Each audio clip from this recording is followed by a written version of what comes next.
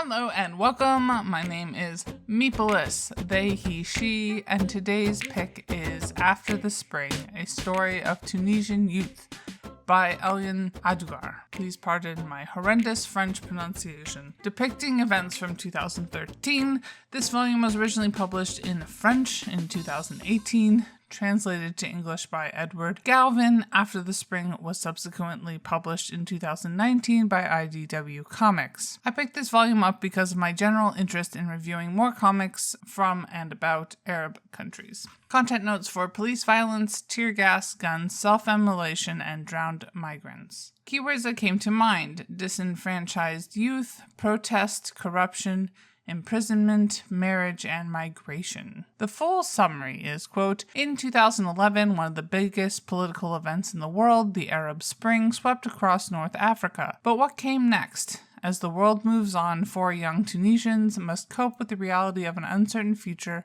in this original graphic novel. Winner of the Raymond Leblanc Foundation's Belgian Prize, and translated into English for the first time, Helene Aldeguer delivers an authentic look at the disillusioned state of young people in Tunisia after the events of the Arab Spring, illustrated in stark, beautiful black and white. 2 years after the Jasmine Revolution, Tunisia is unstable and facing economic hardship. Saif, Aziz, Meriem, and Chayma are among those who feel abandoned by the developing turmoil surrounding the government. Saif goes to college but worries about his young brothers. Aziz struggles to find steady employment, hoping to gain approval from Meriem's family, while Meriem attends law school, and Chayma, after watching a man set himself on fire, considers emigration to France. As the situation becomes more serious and calls to activism in the street get louder, each must consider what direction their future lies. Helene Aldeguer spent time in Tunis in October 2014, covering the parliamentary elections and living among the youth of the city and working alongside Tunisian journalists from Nawat, an independent collective blog that provided a public platform for dissident voices and was blocked in Tunisia until 2011, end quote. First off, I'll admit to not knowing very much at all about Tunisia before picking up this book,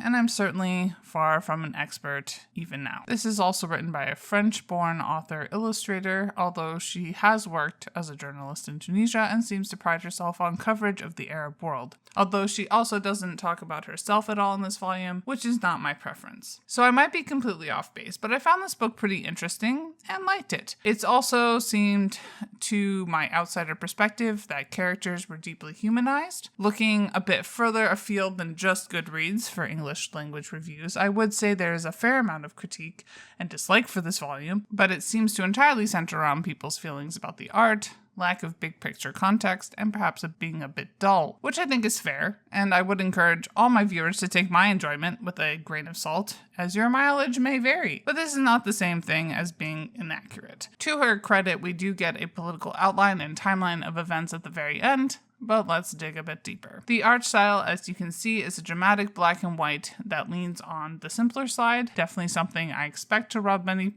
people the wrong way. I tend to like dramatic black and white styles. There were some expressive page layouts that I enjoyed, and I thought Helene used irregular patterns in a really interesting way. The structure of the volume, that similarly came under fire, was a very slice of life look at ordinary people, which is something that I really value when I'm reading books about people around the globe. In contrast, the exotification and or demonization I feel is pretty common in English language coverage of Arab countries, and certainly biased me in favor of this volume. We certainly live completely different lives, but the issues of state violence, using drug law to imprison political dissidents, and economic hopelessness are themes that certainly reverberate through the lives of the people around me too. We even had a nod to the way militaries can target poor youth for enlistment. Looking at Helene Aldeguer, as we already mentioned, she worked in Tunisia between 2014 and 2020. She's created a number of graphic novels, including ones about Tunisian youth in France, the relationship between France and Israel-Palestine, protesting in France, as well as illustrating an introduction to Islam, although none of these other titles appear to have been translated into English yet. Looking at the intersecting identities, as I always do, I would say that place, class, sexuality, and gender played a fairly large role in the story. The parts about about city versus small town and rampant unemployment were much more highly focused on than in many titles I read. Sexuality and gender were still very heterosexual and cisgender, but I appreciated this window into the difficulties that youth face both culturally and economically pursuing the kinds of pairing off relationships that are still expected of them. Either race or racially adjacent, we do have some discussion of citizenship, immigration, and refugees, including the discovery of refugees drowned on a beach. I did not make note of anything around ability and disability. Wrapping things up, I think I really liked it, which translates to 4 stars. Bye y'all, keep reading, and remember, all colonial settler states are a lie. And Literally Graphic is created on land that should be given back to the traditional landholders,